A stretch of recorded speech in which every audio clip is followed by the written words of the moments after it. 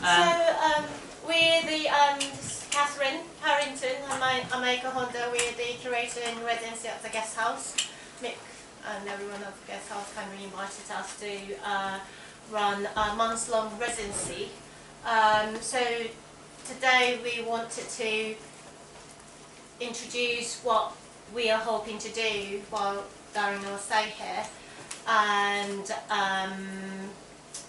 also discuss about our inviting the artists we invited to join us for a few days, over the next few days. So we're going to talk about half an hour, hopefully less. That's right, we're aiming for half an hour. Hopefully we're not going to bore you too much, and then we'll introduce the artists, and the artists is going to talk about their previous practice as well as their recent collaborations, and hopefully maybe we can chat about what they might be hoping for to get out of during their stay. So maybe would you like to come and sit in front? Okay. So this is a month-long residency, long curatorial and artist residency, exploring one of the nature's fundamental force, which is electromagnetic waves, extending from low-frequency radio communication at the end, and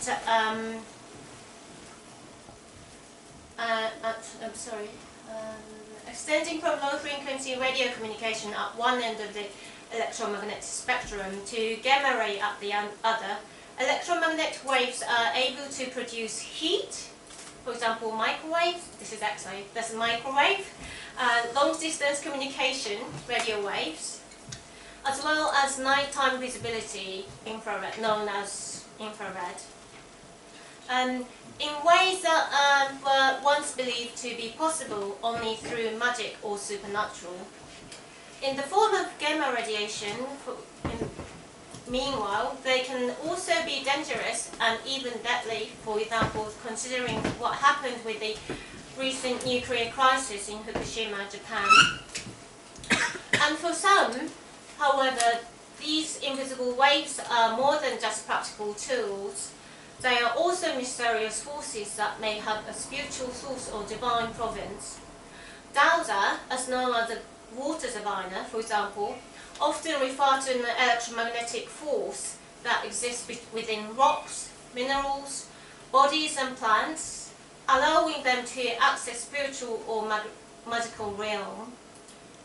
Cosmic background radiation, known as CBR, that may offer us a glimpse of the birth of the universe, has also been argued by some to be a form of divine presence.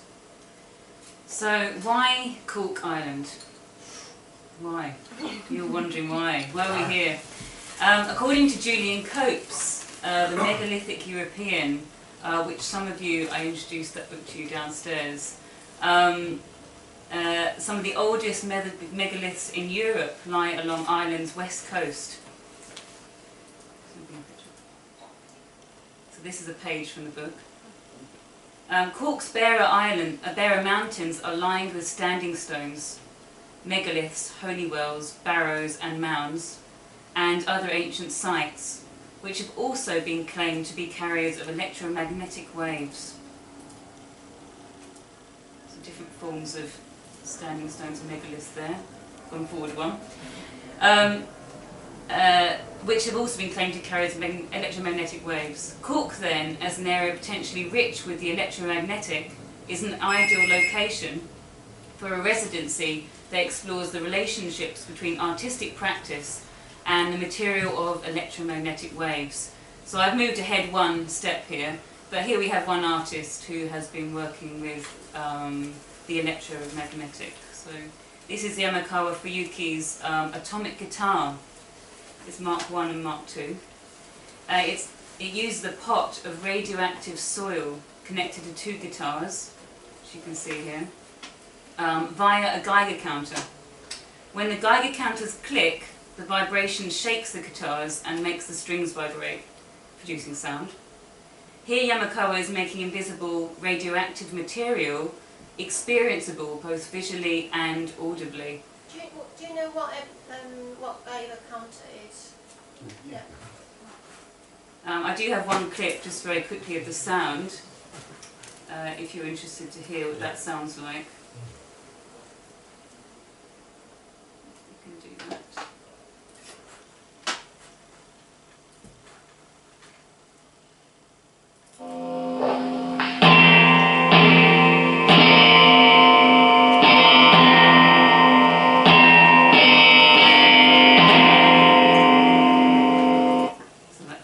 So it's coming out to the sound via the Geiger counter clicks.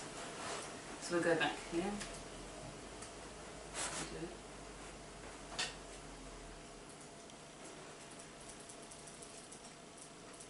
And another artist is Jonathan Kemp, who works with the idea of the teleo-geo-psychomodulator.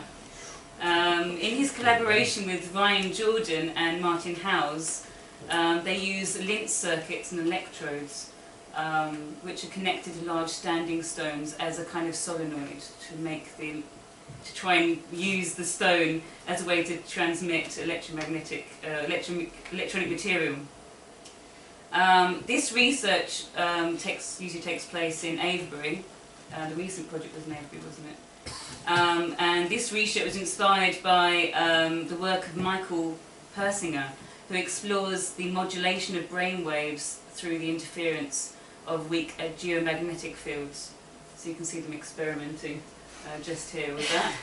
And this is them making contact with the solenoid rocks with the tools. And British artist Susan Hillard's Resounding Infrared. This is video installation Naomi experienced us. It visualized the tiny percentage of cosmic background radiation, CBR, from the Big Bang that exists in analog television and radio static. So if you have analog television or radio at home, you're actually listening to the tiny percentage of the CBR that comes from the Big Bang. And the Ray Lees, the sound artist Ray Lees, his performance piece Force Field, it consists of series of kinetic sound machines that's controlled by the MIDI theremin, which is the early electronic, obviously many of you probably know, early electronic musical instrument played by moving your hands in the air and making contact with invisible electromagnetic waves. This residency, however, is inviting our participating artists, who we'll introduce shortly, to explore the medium of electromagnetic waves in relation to Cork. Obviously, this is our site, and its ancient stories, landscapes, and particularly its megalithic sites. Cork's electromagnetic frequency, the waves. So the residency program begins with our curatorial investigation in the Cork area, which began a few days ago, and its cultural and relevant sites and materials. The gathered information, documents, objects and artifacts will be presented at the project space upstairs as a growing archive or the mind map of the research process. So the artists joining us on this residency group Bruce Gilbert, who's here today, BAW from the UK, and Nahum Mantra from Mexico. Nahum works with science and the notion of science and secular magic, and how science in particularly Victorian times utilize the methodology of magic. And he's hoping to join us later this month. But in the meantime, we would like to welcome Bruce Gilbert and BAW, who are here with us today.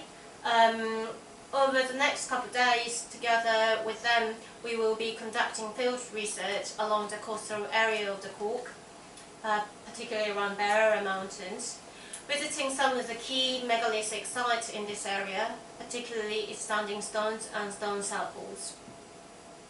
So there's Nahum's work here, using secular magic in this image. So Bruce Gilbert is an artist and musician. He's worked in a number of bands. Maybe you've heard already one particular band, but primarily works with sound and builds extraordinary instruments and to create sound landscapes with those instruments. He's previously collaborated with Ian Sinclair, Michael Clarke and Shinra Otaki, among others. And of course BAW, who is also one of our artists working with us. BAW, aka Beaconsfield Artworks, is Naomi Siderfin and David Crawforth. They specialise in site-sensitive sound installations and performances, of which we've got some on the screen here. But they'll be talking about them very shortly, and they'll be able to say more. So, without further ado, we'd like to welcome Bruce Gilbert and BAW to give their presentation. So we'll let you take the platform.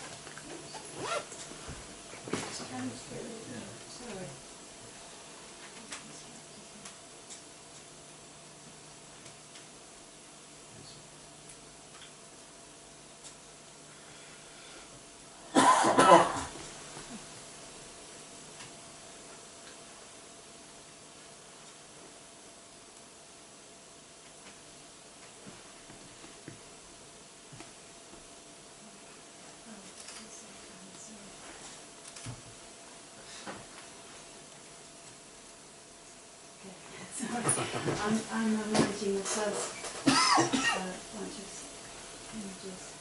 So,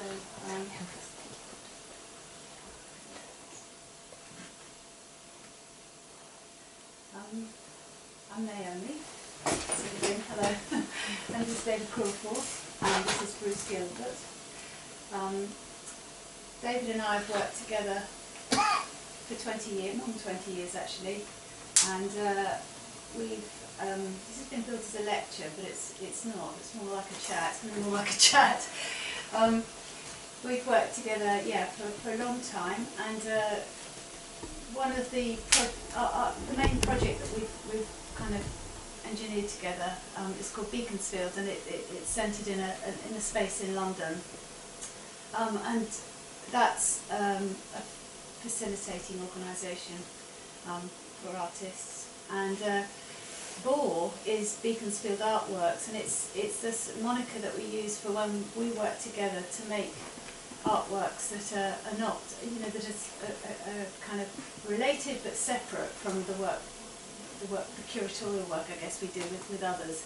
So it's a kind of way of surviving, a way of, you know, it's been a way for us to survive the rigours of running an organisation and actually continuing to make work. So that's what we're going to speak about today. And hopefully I'm not going to do all the talking, but we're going to run through a set of slides that just one now. So that's a public work of art, which was something that we did at the beginning. Can you talk about that, David? Yeah, I mean, essentially it was a piece of work that we installed outside the South Bank Centre on the Riverside Walk in London, and we basically created a sculpture that we wanted to feel like had been there forever, but it appeared overnight. And it was a sonic work as well, so the kind of material was very traditional, and the symbolism of this kind of plate was something that people would think had been there for a long time. But what we had done is we installed a very powerful speaker underneath this plate. We did this kind of at night time, and so it was orchestrated, and this was kind of, in a way, for us, part of the work, is the way it appeared, the way it functioned, and the way it looks. So it looks like one thing, but it isn't that thing, and it functions in a way that basically kind of baffles people or engages them in a kind of, maybe on one level it's confrontational, because it kind of like it confronts their expectation. It makes them curious. They can't figure out what it's doing, why it's operating like it does. Anyway, underneath this thing we worked with the Wellcome Trust, and we were working with old medical recordings of death rattles, like last moments of life, and we were extending that and essentially made a 17-hour variation, like a piece of music, essentially, out of these dying moments of a human life. And then basically, by putting it into a very kind of low frequency speaker system, very powerful, and then embedding it in the earth and capping it, it changed the sound. It kind of made it hover above the plate. It had this kind of mechanical effect. It vibrated the plate as well, so if people walked over it, they thought, why is this happening? Is this It drew people to it, didn't it? Yeah, it was kind of a curiosity. There were lots of different things happening on different levels. The symbolism of the plate, we borrowed the Prince of Wales, his motif, his feathers, and we were kind of looking. Pardon? In the 2p piece. Yeah. It was his motif, and we were kind of commenting on ideas around architecture, reclaimed land, all sorts of different things. So it's quite complicated, but at the end of the day, it was just a plate that looked like it had been there forever, and that was the idea. So this was one of our residencies at Beaconsfield, one of the very early ones, and it was actually a collaboration between David and Hayley Newman, who were working with a duo called Pansonic, who are from Finland, and the four of them were invited to be in residence for 5 weeks. So we run a public-facing space, so they were kind of exposed to public opening hours for 5 weeks, and over that period of time invited a different guest on each day, and Bruce was one of the guests, and that was the first time actually David and Bruce worked together, and I wasn't involved as an artist. I was sort of in a more curatorial capacity. So these are some of the scenes from the 5 weeks of Rude Mechanic. I kind of feel, in a way, Naomi was, There's Bruce.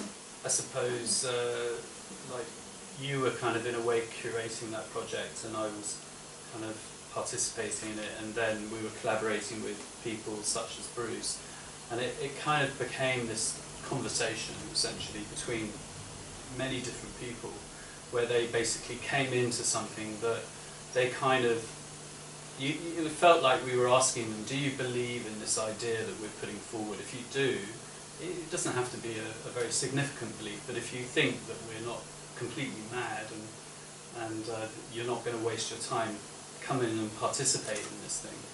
And I think it kind of created a dialogue. I really felt like it was a conversation. So in a way, for us, it was like the first conversation we had with Bruce through this project, which was very collaborative and involved many different people. So there's Bruce. But what we did do, just to say, is over this period we recorded hundreds of hours of material, and then basically we boiled that down into a double album that was released 3 years after that project. So it was released actually in 1999 under the title of Rude Mechanic.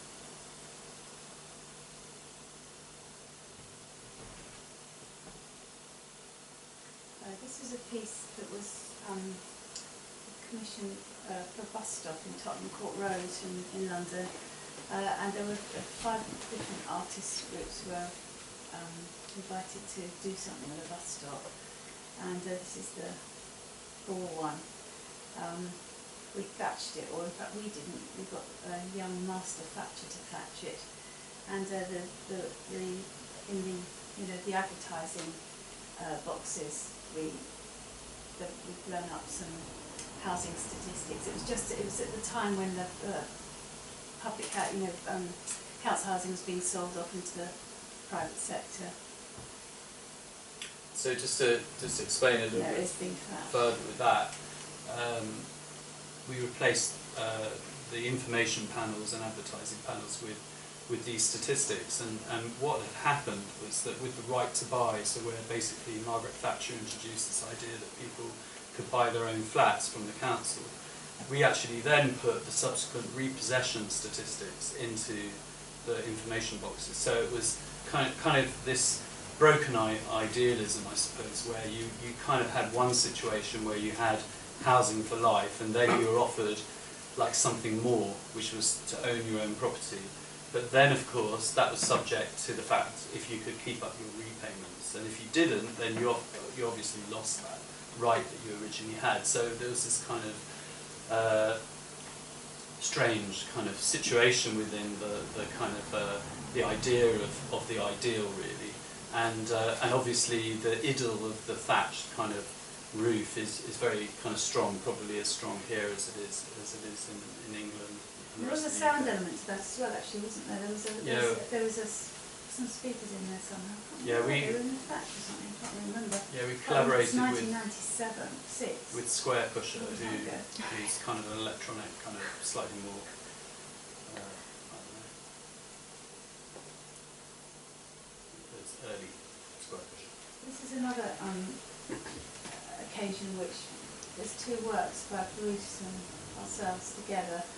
So Bruce, can you speak about your cross, Bruce? Yes, from this angle it looks like a cross, but in fact it's a folding portable cross. It's hinged at the top, so it actually goes with more of a proportion of a usual crucifix shape.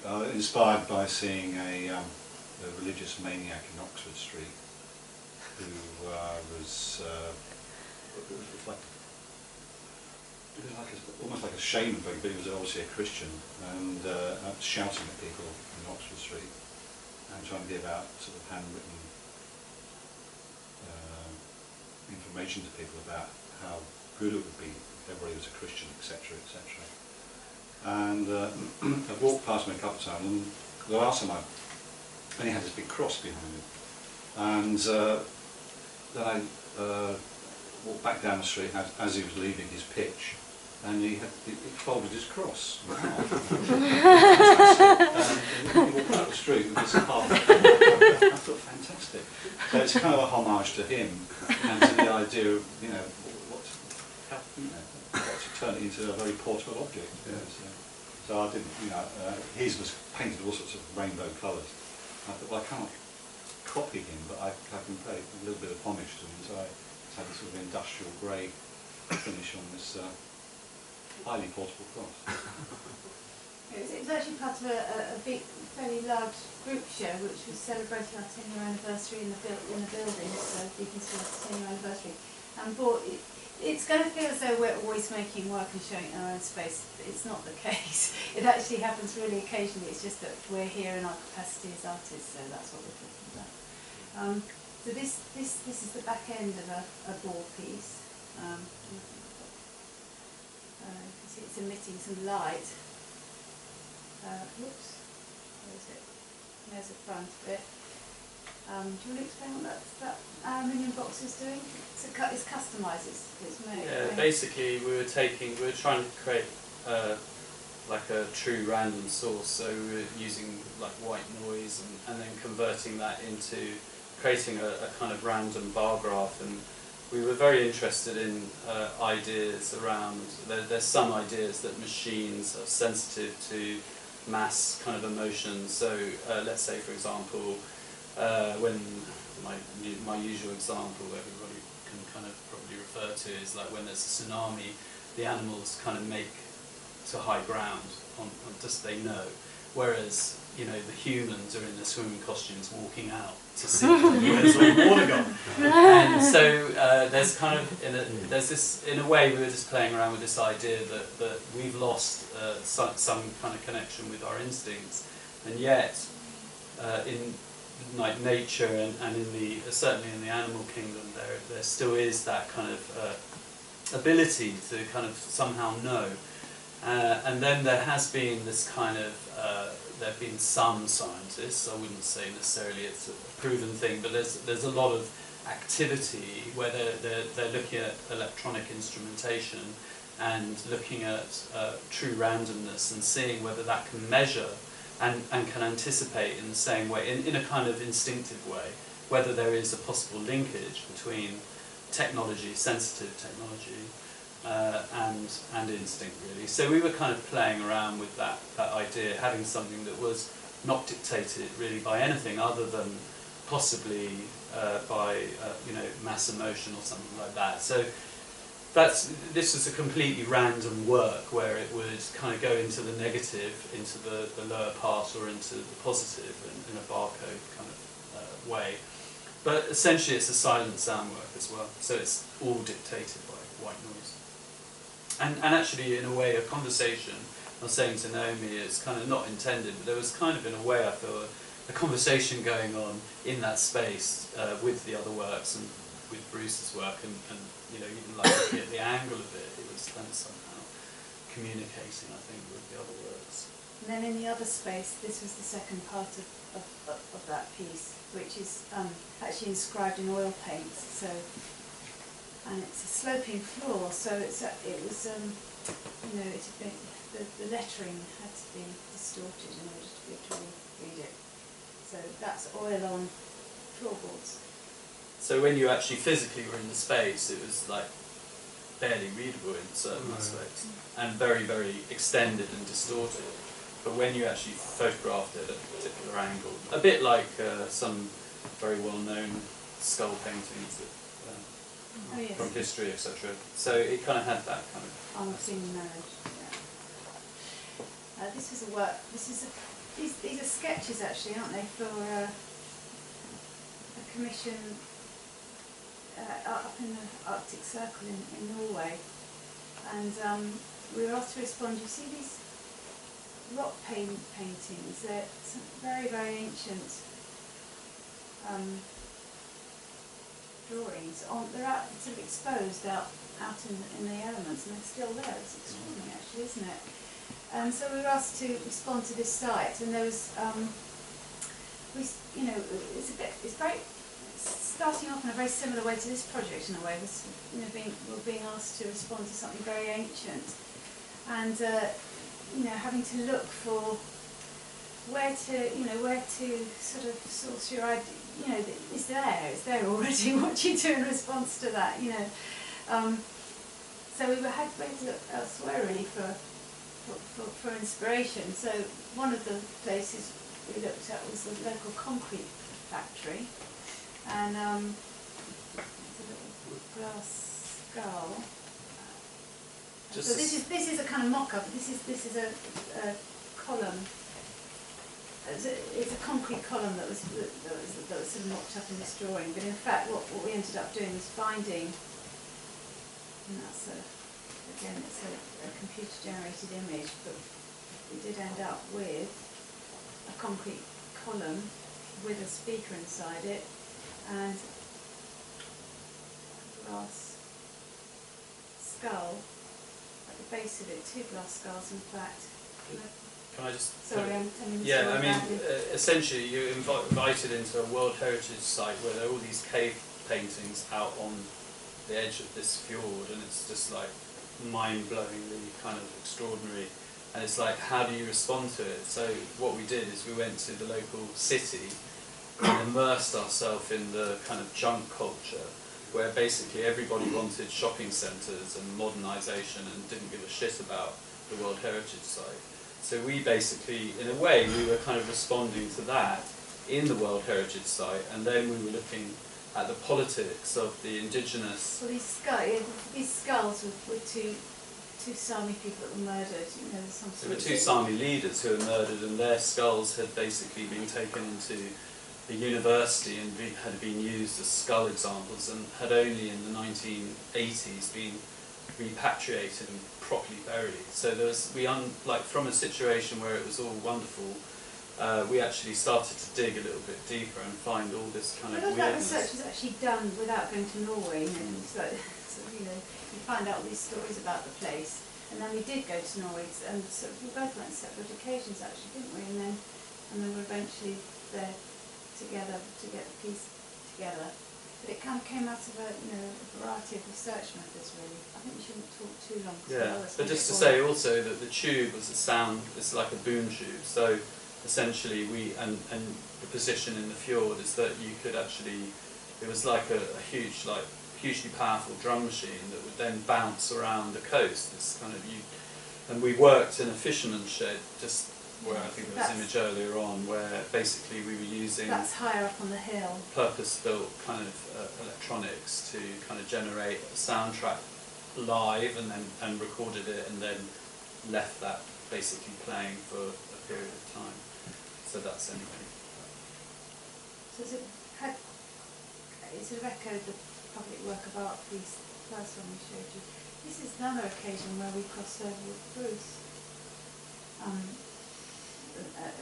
this was in Temple Bar Gallery in Dublin, in fact.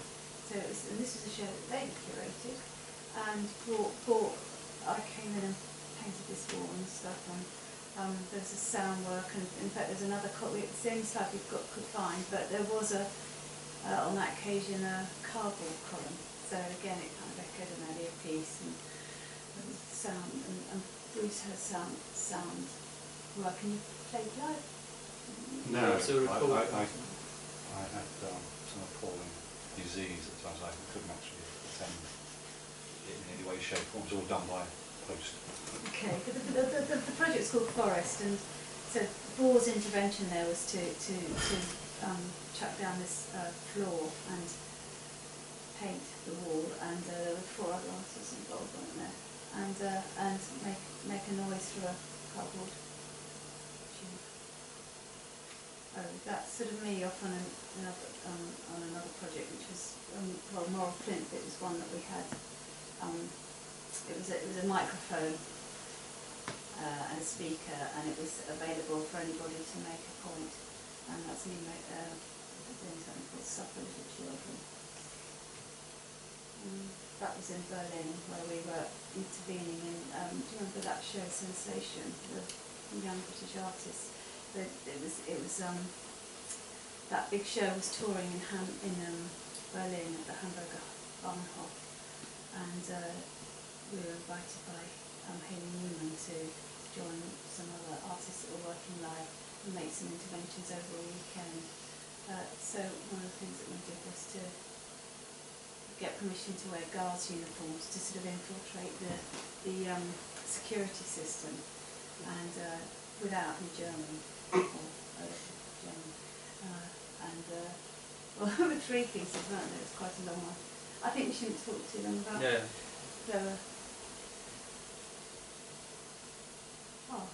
That brings us on to Diluvial, which is a project that the 3 of us collaborated on a couple of years ago that had 3 parts to it. It started off in Suffolk, it came to London, and then the sound work that was generated became a CD. So do you want to take over the mouse at this point, because I think you've got some sound pieces.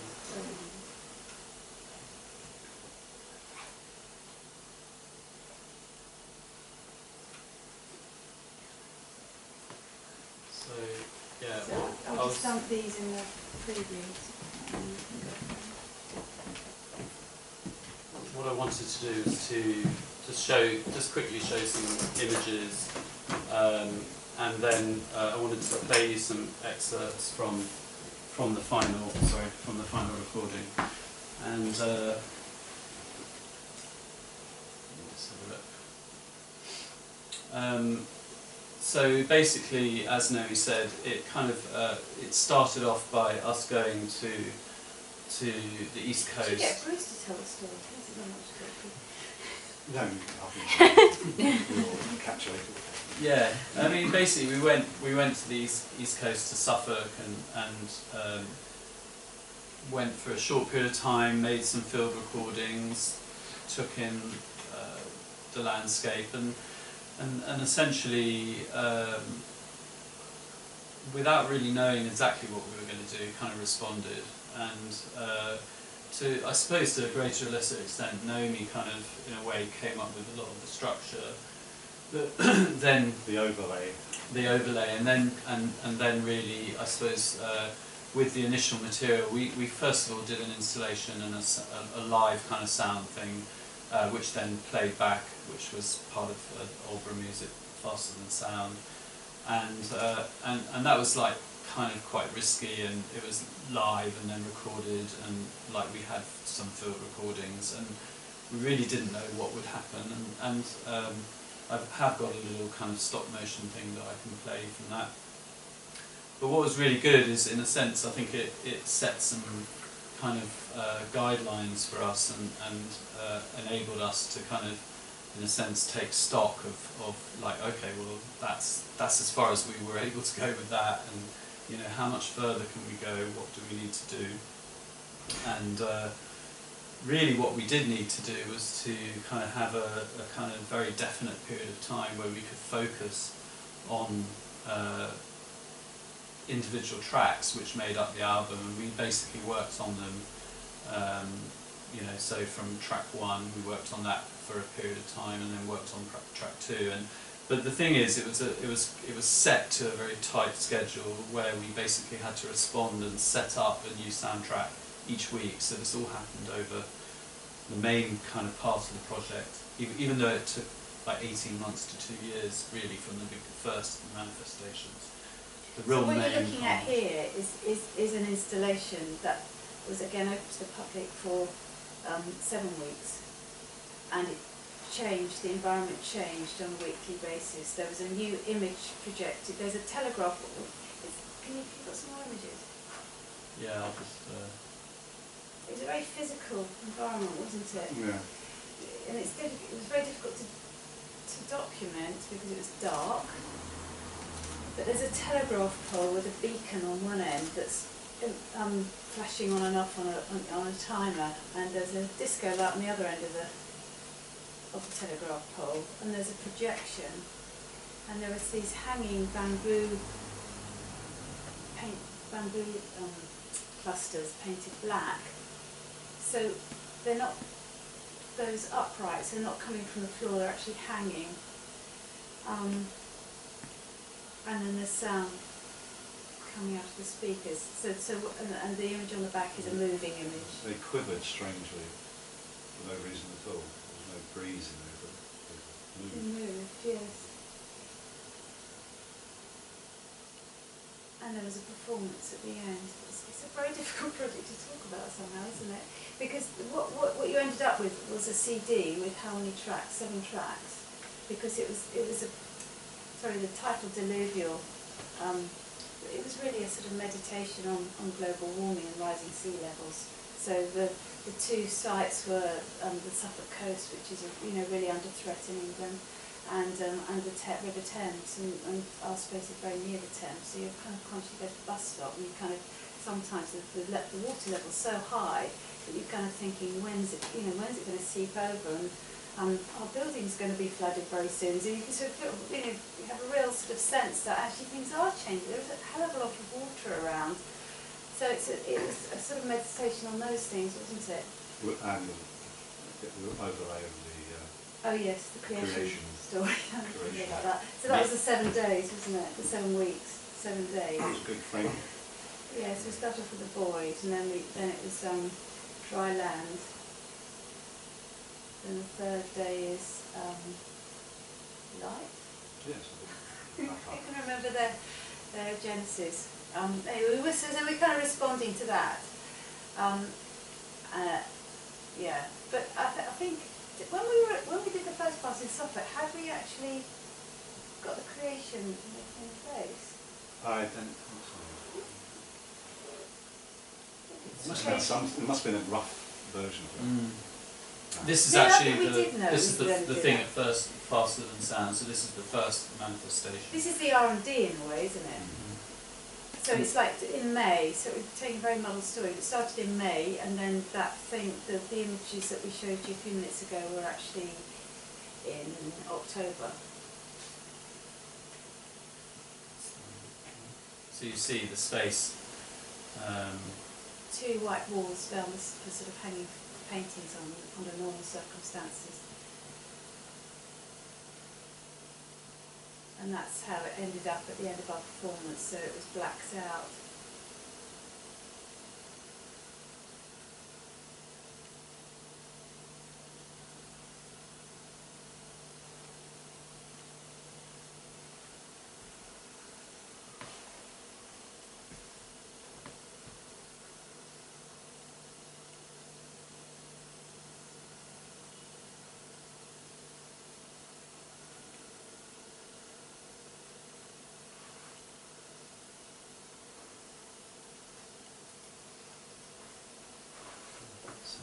Probably about saying while the 2 white panels were being blacked out, the audience was in the middle of the room, and there was live electronics performance at the same time. Yeah.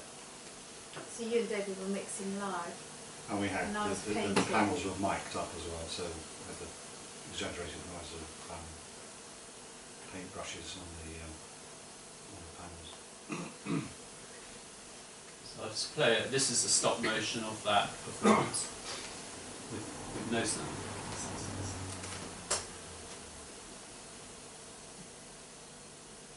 Hang on a sec.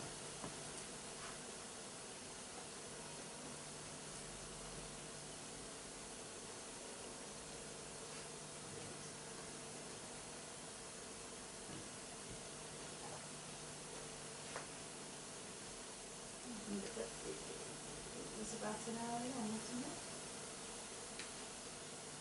Yeah, it's just over and over. So it started off with these recordings were taken by the sea on an earlier occasion. That was sort of raw material, wasn't it? That was a starting point, really. And then what did you have electronically up on the table? Yeah, I was processing normal sounds like breaking waves, shingle, etc. And David was had live electronics, and his extraordinary modular setup, mingling, mixing. We've never done it together, so it just it was. Absorbing all the time. I always think of it as absorbing our absorbance. Yeah. Yeah. Because of all the material collected between at this point, during this point, and afterwards, to actually construct the final piece it was all about absorbing the experience of doing these performances, absorbing the landscape, absorbing the sea, absorbing the idea of global warming and flooding. So it's very layered in terms of, which I suspect what will be the case this time. I doubt if we're going to go around with probes listening for electromagnetism, it will be about... You nearly brought your metal detector there, didn't you? Sorry? You nearly did bring on your metal Yes, thank detector. goodness I did.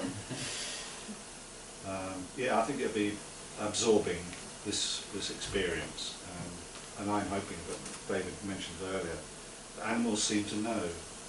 Well, I want to know. Yeah. If there's nothing, there's going to be a reaction of some description, even if just the gutters of Cork.